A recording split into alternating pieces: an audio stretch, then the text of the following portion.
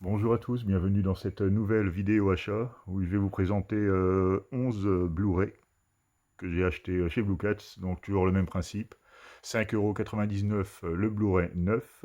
Si vous en prenez 10 minimum, il passe à 5 euros. Donc si vous en achetez 11, 55 euros, 12, 60 euros, etc. etc. Vous n'êtes pas obligé de les prendre par 10 pour bénéficier de 5 euros, des prix à 5 euros. Donc je commence tout de suite par L'appel de la forêt, une édition BQHL. L'adaptation donc du roman de Jack London, hein, c'est un des premiers livres, un des premiers bouquins comme beaucoup je pense qu'on a lu, avec le petit livret qui va bien. Là avec le fameux chien Buck, mais là c'était un Saint-Bernard, mais je n'ai pas souvenir que ce soit un Saint-Bernard dans le roman. Donc il faudrait que je le relise, il me semble qu'il doit encore traîner quelque part ce bouquin-là. Donc c'est toujours un petit bouquin de Mark Toulek, hein, on le trouve partout. Et voilà pour le petit livre. Donc c'est un film assez ancien. Là c'est la version restaurée, donc un nouveau master. Nous avons donc que la version audio anglaise, hein, il n'y a pas eu de doublage en français, et par contre les sous-titres sont en français, c'est ce qui aide. Et le format est de 16 neuvième, compatible 4 tiers en noir et blanc.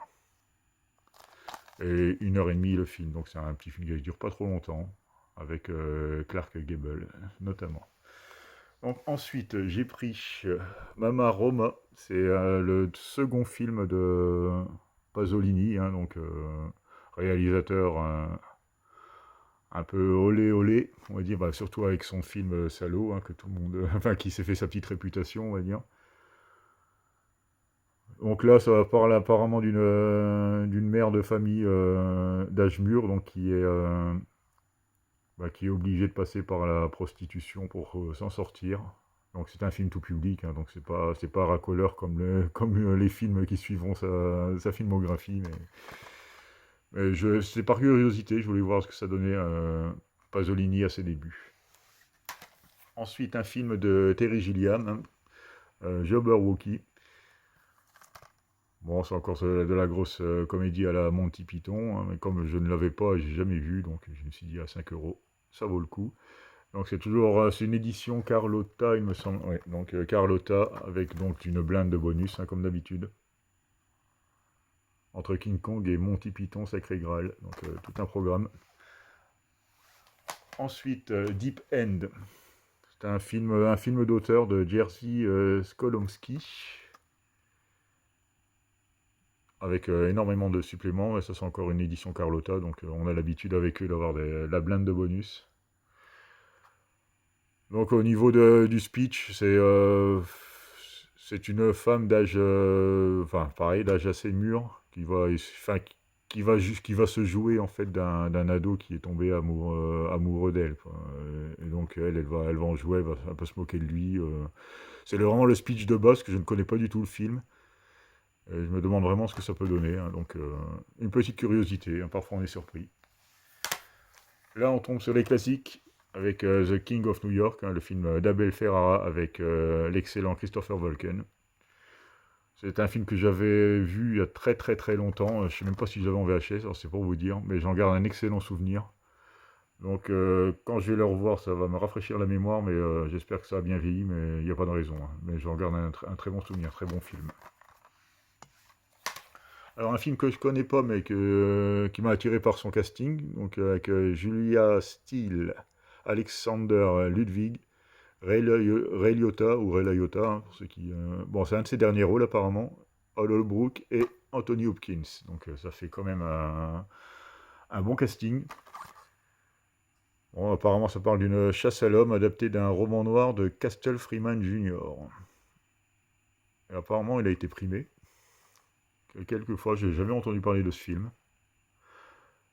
Victime de harcèlement, Liliane plutôt, jouée par Julia Stiles, demande l'aide du shérif. Mais ce dernier refuse d'appréhender Blackway, le caïd local, qui est joué par Ray Liotta. Déterminée à se faire justice, Liliane part à sa recherche. Elle va rencontrer deux alliés, Lester, joué par Anthony Hopkins, hanté par la mort de sa fille et Nate Alexander Ludwig. Une petite frappe, la traque peut commencer. Donc, chasse à l'homme, faut voir. Alors, vu le casting, bon, je sais que le casting, ça fait pas tout, mais ça part quand même avec un bon point, on va dire. Ensuite, un film récent qui est sorti en Blu-ray en début d'année, hein, The Woman King, qui est déjà à 5 euros. Alors, je ne sais pas comment il fait. Vous avez aussi disponible en film récent The Fabelmans, donc le dernier Steven Spielberg, qui est aussi à 5 euros chez Blue Cat en ce moment. Ainsi que Smile, hein, qui y est toujours. Donc, pour vraiment les grosses sorties de l'année, quoi. Donc, The Woman King, je ne connais pas.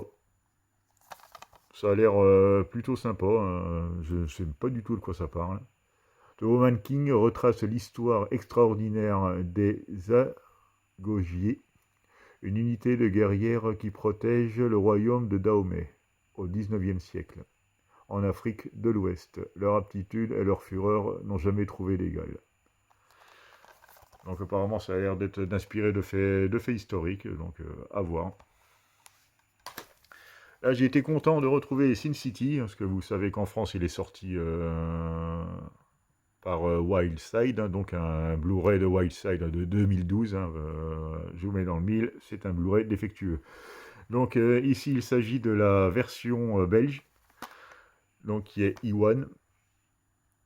Et le Blu-ray, regardez, nickel, hein, il n'a pas de couleur bizarre, il n'y a pas de bavure, il est vraiment top. Donc à 5 euros, retrouver Sin City en Blu-ray qui ne déconne pas. Ça fait vraiment plaisir, parce que je ne pensais pas le retrouver aussi facilement.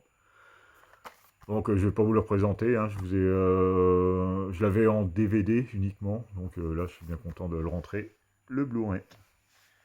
Ensuite un film assez récent encore, Vesper Chronicles, je ne sais pas ce que ça vaut. Ça a l'air d'être de la science-fiction. Une odyssée fantastique d'une folle ambition. Qui est Combini qui dit ça, donc 4 étoiles par le Guardian, donc ça a l'air pas mal. Et certifié par Rotten Tomatoes, donc je sais pas, je sais que c'est un site qui reprend les notes, notes globales, donc s'il dit que c'est bon, ça peut être bon. Bon là c'est encore l'édition The Searcher, hein, que je vous avais présenté la dernière fois, donc toujours avec le principe du visuel intérieur, mais bon, il est clair qu'il devrait mettre des boîtiers transparents, même, hein, plutôt, ou même des boîtiers bleus, parce qu'on a quand même des belles images, hein, du coup, à l'intérieur. On retrouve toujours ce principe-là. Et là, sur un film qui est sorti, bon, ça fait pas longtemps qu'il est sorti, celui-là, hein. Il me semble qu'il est, ouais, 2022, hein. Il est sorti en 2022, en Blu-ray en tout cas, donc il est peut-être de 2021. Et bon, toujours une édition sympathique. Un autre film que je ne connais pas, c'est pareil, avec un casting plutôt sympa, avec Benedict Cumberbatch, Michael Shannon, Tom Holland et Nicholas Hoult. Alors là, apparemment, ça a l'air d'être un film historique qui The Current War, donc les pionniers de l'électricité. Donc ça peut être intéressant à voir. Voilà pour le synopsis, plutôt. Alors, fin du 19e siècle. La guerre des courants suit la bataille du scientifique Thomas Edison, joué par Benedict Cumberbatch, inventeur de l'ampoule électrique, qui essaie d'utiliser le courant continu pour introduire la lumière à Manhattan. Ses efforts sont freinés par l'homme d'affaires George Westinghouse, joué par Michael Shannon, et son collaborateur Nikola Tesla plutôt. Ah, ça me dit quelque chose. Joué par Nicolas Hoult, qui prône le recours au courant alternatif, qui a cet avantage de pouvoir transporter l'électricité beaucoup plus loin et donc de potentiellement pouvoir illuminer des villes entières. Tandis que les deux hommes se livrent une véritable surenchère technologique, c'est tout l'avenir des foyers américains qui est en jeu. Donc apparemment c'est vraiment l'origine des réseaux électriques et tout ça, ça peut être vraiment sympa comme sujet. Donc dites-moi si vous l'avez vu celui-là, parce que c'est un film de 2019, j'en ai jamais entendu parler. Donc j'espère que c'est bien fait, mais bon, vu les acteurs, une fois de plus, c'est un gros potentiel. Et donc pour finir cette vidéo, la dernière, c'est Greta, donc avec Isabelle Huppert et Chloé Grace Moretz. Bon, il s'agit de bon, un duel anxiogène plein d'humour noir, comme ils disent. Bon, ça a l'air d'être un genre de thriller, hein, du coup. Ouais, thriller, drame, de 2019 encore. Pareil, je connaissais pas. Quand France trouve un sac à main égaré dans le métro de New York, elle trouve naturel de le rapporter à sa propriétaire. C'est ainsi qu'elle rencontre Greta, veuve esseulée, aussi excentrique que mystérieuse. L'une ne demandant qu'à se faire une amie et l'autre fragilisée par la mort récente de sa mère, les deux femmes vont vite se lier d'amitié, comblant ainsi les manques de leur existence. Mais France n'aurait-elle pas mordu trop vite à l'hameçon? Donc, ouais, c'est vrai qu'elle a vraiment une tête inquiétante, hein, Isabelle Huppert, dans ce film. Donc, Greta, hein, voilà pour le dernier film de cette petite présentation. Je vous remercie de m'avoir regardé et à bientôt pour une nouvelle vidéo.